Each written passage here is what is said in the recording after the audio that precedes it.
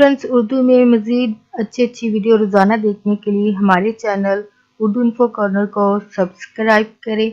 Channel को subscribe करने के लिए वीडियो के नीचे दिए गए रेड कलर के बटन पर क्लिक कीजिए और साथ बेल आइकन पर भी क्लिक कीजिए। इस पर क्लिक करने से आपको हमारी हर नए आने वाली वीडियो की अपडेट मिल सकेगी और आप हमारी वीडियो सबसे पहले रोज़ाना देख सकेंगे। फ्रेंड्स, आज का हमारा टॉपिक है, अगर आपको सोजिश स्वेलिंग है तो उसके लिए आप कौन सी चीज़ें घरेलू ग़िज़ाएँ इस्तेमाल करें कि वो आप स्वेलिंग को, सोजिश को कम कर सके। तो फ्रेंड्स, टॉपिक स्टार्ट करते हैं। मैदा या जल्द पर आपकी ये सोजिश हो सकती है। ये हमारे इम्यून सिस्टम में किसी खराबी की वजह से या एलर्जी की वजह से एक रद्द-ए-अमल होता है। आमतौर पर इसके नतीजे में जिस्म का कोई भी हिस्सा जो है वो सूजन का शिकार हो जाएगा, सूज जाएगा, सोजिश होगी, स्वेलिंग हो जाएगी या फिर वो सुर्ख हो जाता है। और अक्सर औकात इसमें दर्द की शिकायत भी होती है, जिसका फ़ौरन इलाज करना भी ज़रूरी है।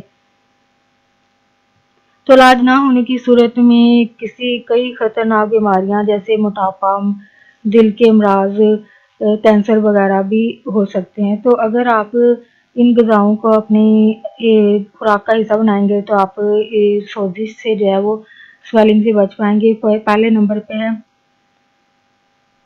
तुलसी, ये आप यूज़ कर सकते हैं। सेकंड है बेल पेपर, यानी वो आपने जो शिमला मिर्च है उसको कह लें, यानी बेल की शक्ल की जो मिर्च होती है उसको, वो आप यूज़ कर सकते हैं। इसके बाद बंद गोभी है, ये सोजिश को कम करती है। फिर है फूल गोभी, ये दोनों ही अक्सर देखा गया घरों में पसंद नहीं की जाती है। मैंने अक्सर नोट किया है कि ये जो बंद गोभी है ये बहुत कम लोग खाते हैं, हालांकि ये एक अच्छी खुराक के तौर पर, ग़िज़ा के तौर पर इस्तेमाल की जा सकती है, तो लेकिन लोग कम यूज़ करते हैं। तो इसके अलावा फूल गोभी है। इसके अलावा आप दालचीनी भी यूज़ कर सकते हैं, ये भी स्वेलिंग को, सोजिश को कम करती है। फ्रेंड्स, यहाँ पे एक बात शेयर करना चाहूँगी कि अगर आप किसी को नसीहत करना चाहते हैं तो कभी इसको महफिल में, यानी महफिल ये नहीं कि बहुत ज़्यादा बड़ा फंक्शन हो, महफिल ये भी है कि 2-4 लोग बैठे हों फैमिली या ख़ानदान के, तो कभी घर में जब ज़्यादा लोग हों तो इनके सामने कभी ना कोई बात कहें, क्योंकि वो जिसको आप कहा जाता है वो बुरा मानेगा, बेइज्जती महसूस करेंगे। तो आपके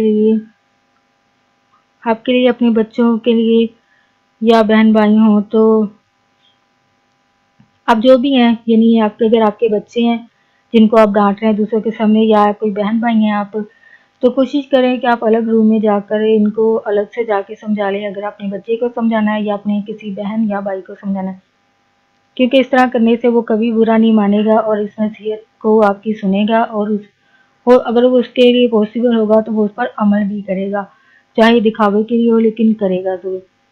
लेकिन जैसे ही अगर आप किसी के सामने कुछ कहते हैं तो वो बुरा मनाएगा और इस सूरत में दुश्मन बन जाएगा वो इंसान। तो इस चीज़ से बचने से बेहतर है कि आप उसे अलग जाकर नसीहत कर सकते हैं। फ्रेंड्स, सबसे पहले मैं उन फ्रेंड्स का शुक्रिया अदा करना चाहूँगी जिन्होंने चैनल को सब्सक्राइब किया, उनका बहुत शुक्रिया। और साथ रिक्वेस्ट करना चाहूँगी कि प्लीज़ फ्रेंड्स, अगर आपको मेरी वीडियो अच्छी लगती है, उसमें बात अच्छी लगती है, नॉलेज वाली बात लगती है, लगता है कि आपको आगे फ्रेंड्स के साथ शेयर करनी चाहिए, तो प्लीज़ फ्रेंड्स के साथ वीडियो को फैमिली के साथ ज़रूर शेयर करें। और प्लीज़ अगर वीडियो में कोई बात अच्छी लगती है तो उसको लाइक भी ज़रूर करें। अगर वीडियो के हवाले से कोई बात कहना चाहते हैं, कोई फीडबैक अपना देना चाहते हैं, फिर राय का इजहार करना चाहते हैं, तो वो भी आप कमेंट बॉक्स में जाके लिख सकते हैं। और साथ अगर आप चाहते हैं कि आपके लिए कोई वीडियो बनाया जा सके तो आप वो भी लिख सकते हैं, ताकि आपके लिए वो वीडियो या टॉपिक आपके लिए बनाया जा सके। और फ्रेंड्स, चैनल को ज़रूर सब्सक्राइब करें।